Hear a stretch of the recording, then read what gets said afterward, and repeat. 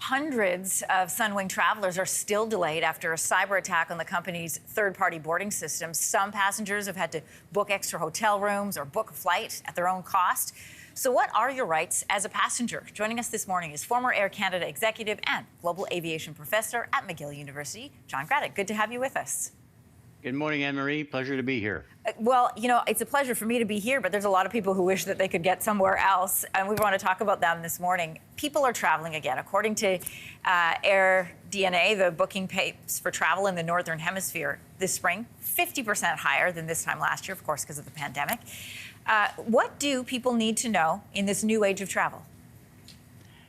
Be prepared for some disruption. I think that the one parameter that's always going to be there while we move this demand up there, the airlines are probably not ready for all that volume. They're still hiring. There's still a lot of shortage of staff. So disruption and delays are going to be the modus operandi for the next few months. There are thousands of Canadians who have been grounded by this Sunwing glitch, the check-in glitch. We had some guests on yesterday morning who have had to book extra hotel rooms. They had to book a different flight so that they could get home. They had some medical concerns. And they've been told by Sunwing that they will not be covered or compensated for those costs. Why wouldn't customers be able to get their money back if it's admittedly the airline's fault, if it's their system? I think that there's a bit of miscommunication going on between some Sunwing staff and the passengers. The passengers, are entitled to compensation. The compensation, once you delay a flight 3 hours to 6 hours, there's a certain level of compensation. You're $125. Between 6 and 9 hours, it's $250, and over 9 hours, it's $500 worth of compensation. And then over and above that, you also have some compensation with respect to meals, and you have free Wi-Fi, and you have hotel accommodation, transportation to and from the hotel.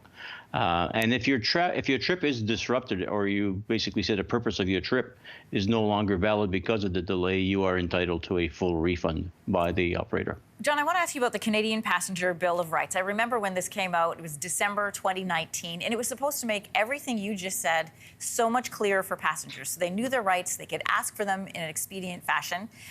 But it doesn't seem to be making a difference. We see airlines who are either offering vouchers for less or taking a long time to pay out. Why hasn't it become easier for passengers to get what they're owed? Well, I think it's a question of enforcement by the Canadian Transportation Agency that, it really has, the rules are very clear, and the rules have got to be put in place. And I think the question right now is, the willingness of the airlines to really address and to make those rules part of the way they do business. So it really is, a bit of delay on the part of the airlines. Eventually they'll pay, and eventually it'll take time to do it. But, there's a mindset probably among the airlines, the operators, that, everybody's panicking, everybody's worried, let's give them something to get going. We'll catch up to the damage, the full cost of the damage later on. But passengers really have to take the initiative in filing a claim. If they don't hear back from the operator within 30 days of making a claim, file it with the CTA. The CTA has a very, very easy website to access and to fill in.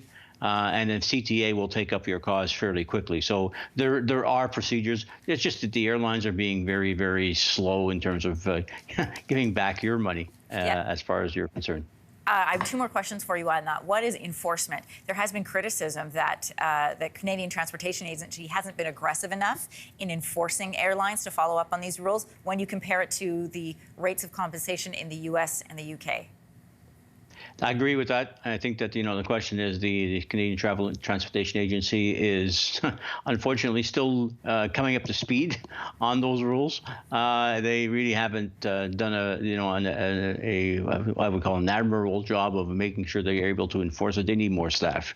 The volume of complaints, and we saw during the pandemic with, the tens of thousands of Canadians who were looking for refunds based on cancellations back in March and April of 2020. It took the government, $3 billion of our tax money to basically provide that to the carriers for them to refund. So it's a long process, and the CTA still has to clean up its act in terms of making sure it can enforce it and enforce it quickly. John, I have only 10 seconds left, but it's an important question. If you say yes to lesser compensation than you're owed, does that void you from then getting a full compensation? So you take a voucher, does that deny your claim for getting a full coverage? I'll defer that question to my lawyer. I think the question would be, yes, you probably are looking at signing a waiver saying you're done.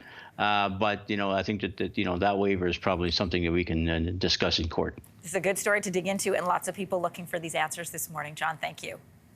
My pleasure. Have a great day. You too. Hey, thanks for watching. If you liked this, be sure to subscribe here, or you can check out more Your Morning videos right here.